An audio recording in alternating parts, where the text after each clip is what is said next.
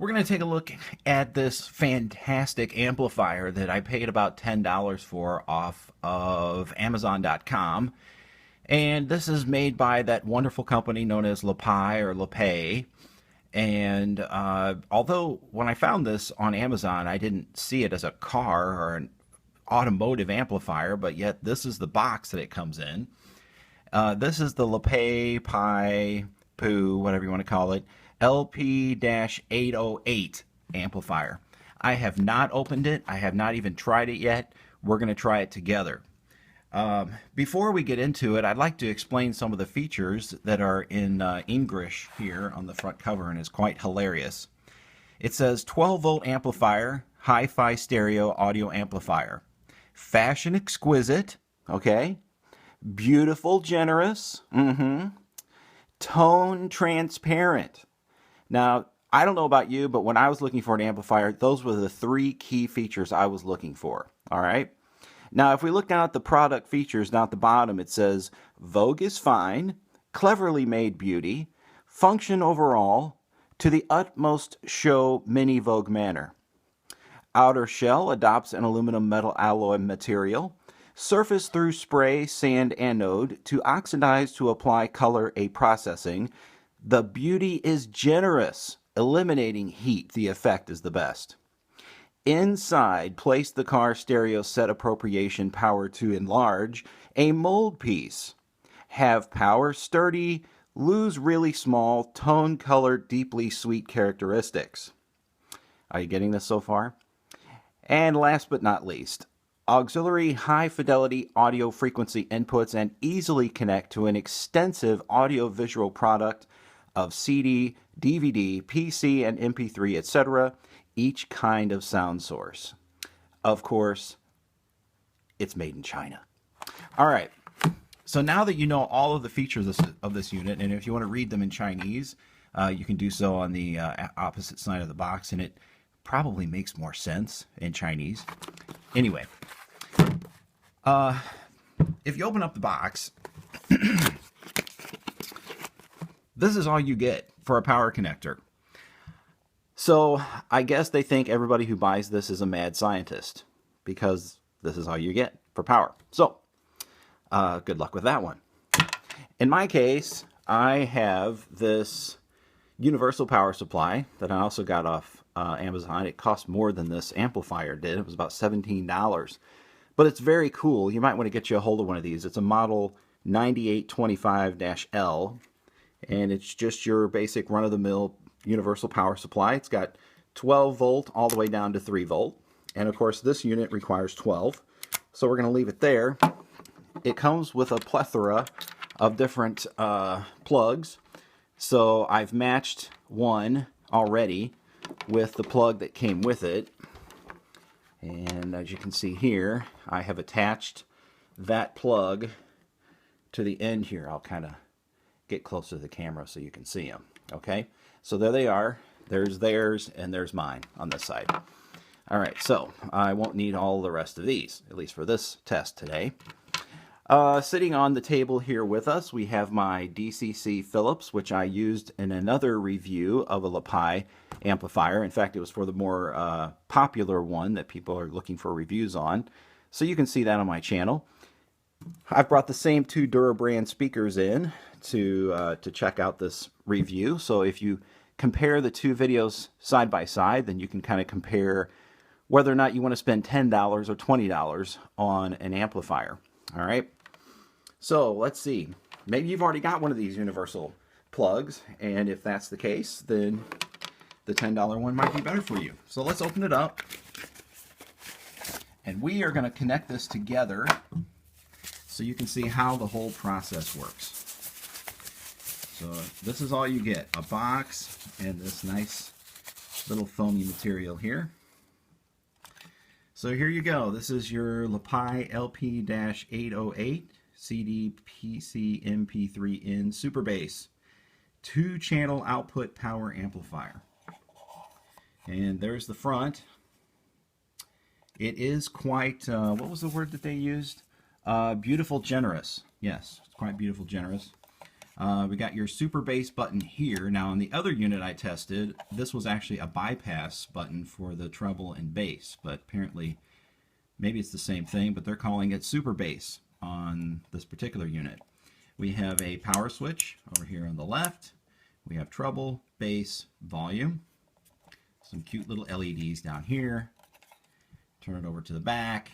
We have our right and left RCAs, our MP3 input, our speaker outputs, and our 12 volt 2 amp input with the polarity listed there. So we know that the plus has polarity on this unit just because of that little graph right there. Let me move a little closer so you can see it.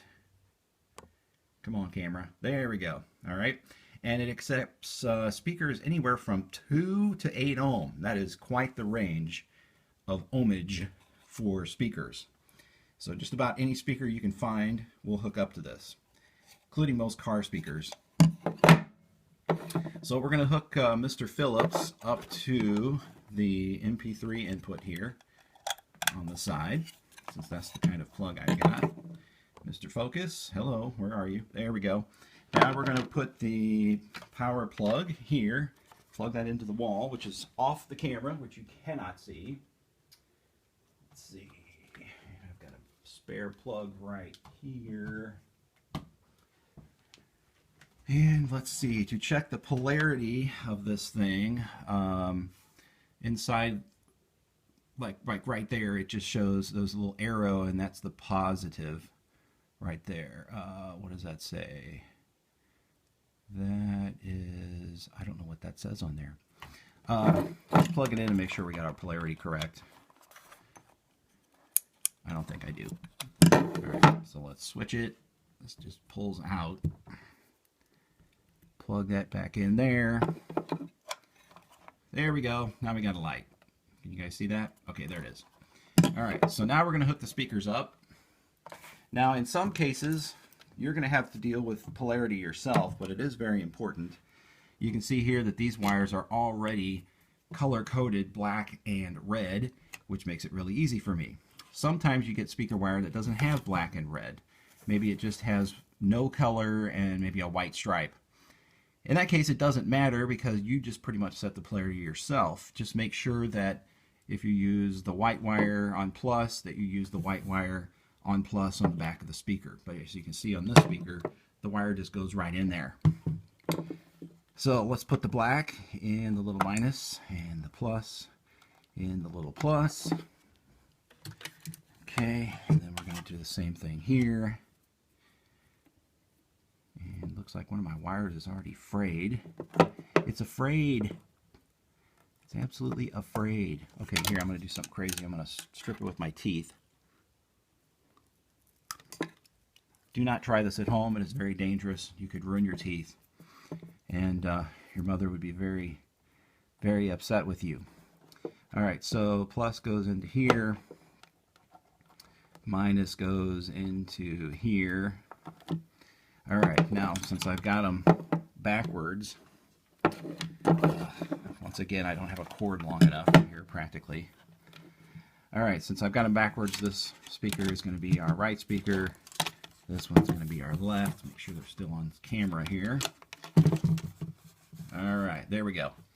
Okay, so we've got the front here, we got our controls, and let's make sure the volume is not like totally whacked out. And we'll leave the super bass switch on just for fun. And I'm going to start my tape, which is a demo tape from the Chrysler Corporation for car stereos. It's kind of cool.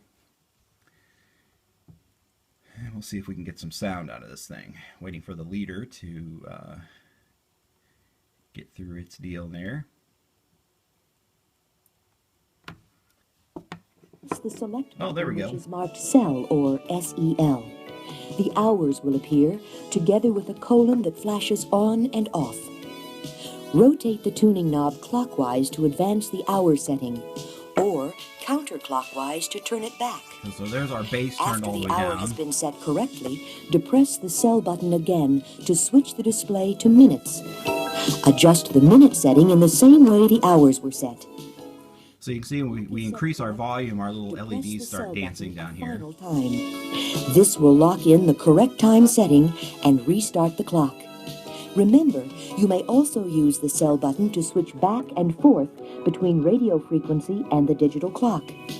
The clock may be set or reset while the cassette is in operation.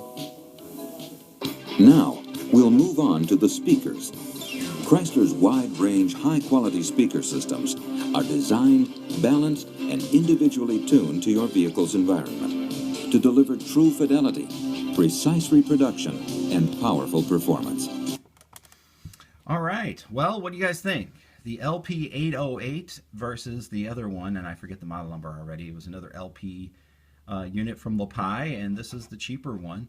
The other one looked aluminum, but I think the outside was actually plastic. And this one feels like it may actually be aluminum all the way around. It may not. It may just be the front that's aluminum, and then this top piece here may in fact be plastic. But boy, I'll tell you what, $10 for a stereo amplifier, that's pretty cool. You might want to pick up some Sony bookshelf speakers, or on the cheap side, or you might want to, maybe get you some Clips bookshelf speakers on the high-end side, something in that area, maybe some Kefs, and hook up to this thing, and maybe you'll really be rocking. Wow, but it says it's for a car, so I don't know if I would hook this directly up to a 12 volts output in a car. I just have this feeling that it's going to blow it up, because usually the amperage from your car is a lot more than 2 amps, but maybe somebody watching this can correct me on that. You might make sure you use some kind of a step-down transformer, 12 volt to 12 volt in your car to make sure the amps don't blow this thing out of the water. So anyway, this is it, guys. LP-808, very cheap on Amazon.com, where I got mine. And of course, you get the fun and entertainment of reading all the English on the box. So hope you enjoyed this review. And thanks for watching, and please subscribe to my videos. Share this with somebody else who might be a cheapskate like me. And leave a couple comments. If you got any questions, I'll try to answer them. Thanks for watching. Bye-bye.